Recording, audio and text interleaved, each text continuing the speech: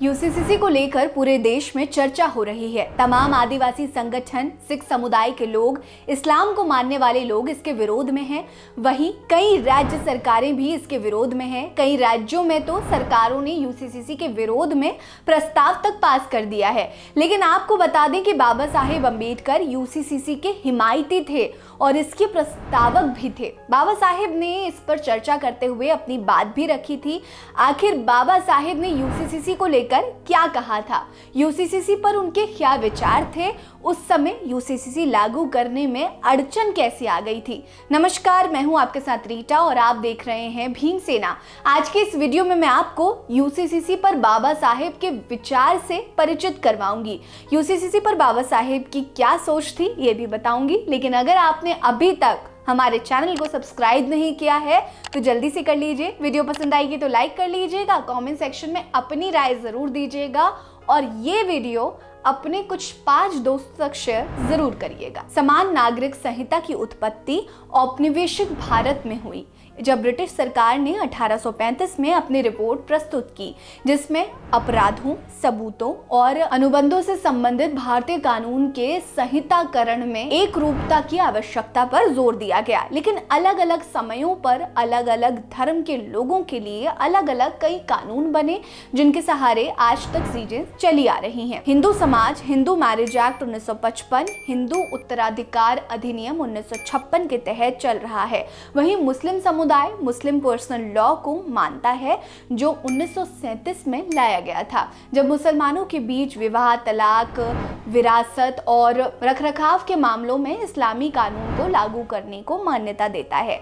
आज़ादी से पहले ये कानून 1935 में पाकिस्तान के सूबा सरहद में पहली बार लाया गया था। इसके अलावा सिखों की शादी संबंधित कानून 1909 के तहत आनंद विवाह अधिनियम के अंतर्गत आते हैं, जबकि ईसाइयों के शादी संबंधी कानून 1872 में लाए गए भारतीय ईसाई विवाह अधिनियम के अंतर्गत आते हैं।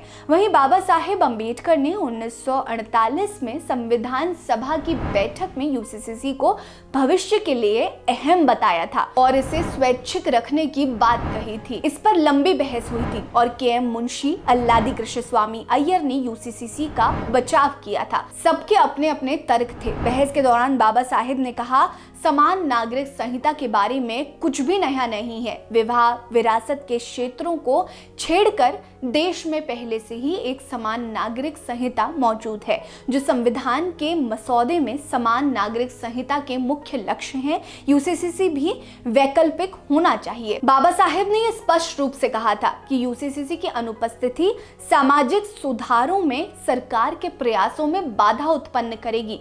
उन्होंने ये भी कहा था कि मुझे व्यक्तिगत रूप से समझ में नहीं आता कि धर्म को इतना विशाल विस्तृत क्षेत्राधिकार क्यों दिया जाना चाहिए, ताकि पूरे जीवन को कवर किया जा सके और विधायिका को उस क्षेत्र में अतिक्रमण करने से रोका जा सके। आखिर हमें ये आजादी किस लिए मिल रही है? हमें ये स्वतंत्रता अपनी सामाजिक व्यवस्था को सुधारने के लिए मिल रही है, जो असमानताओं, भेदभावों और अन्य चीजों से इतनी भरी हुई है, जो हमारे मौलिक अधिकारों के साथ टकराव करती है। हालांकि उस समय भारी विरोध के बावजूद इसे संविधान में जोड़ा गया था। संविधान के भाग 4 में आर्टिकल 36 से 51 तक नीति निदेशक तत्व दिए गए हैं। इन्हीं नीति निदेशक तत्वों में आर्टिकल 44 यूनिफॉर्म सिविल कोड की बात करता है। यूनिफॉर्म सिविल कोड के प्रति बाबा साहेब का दृष्टिकोण उनके हिंदू कोड बिल में भी दिखा था। बाबा साहेब के हिंदू कोड बिल का उद्देश्य हिंदू पर्सनल लॉ बोर्ड के स्थान पर एक नागरिक संहिता प्रदान करना था, जिसे ब्रिटिश अधिकारियों ने एक समिति सीमा तक ही संशोधित किया था। उस समय बाबा साहेब का जमकर विरोध हुआ। कई मनुवादी नेता और उच्च वर्ग के अधिकारियों ने बाबा साहेब का विरोध किया, जिसके परिणाम स्वरूप संसद में विवाह, उत्तराधिकारी आदि में समानता की मांग करने वाले हिंदू कोड बिल को रोक दिया गया। उसी के बाद बाबा साहेब ने 1951 में अपना इस्तीफा दे दिया था।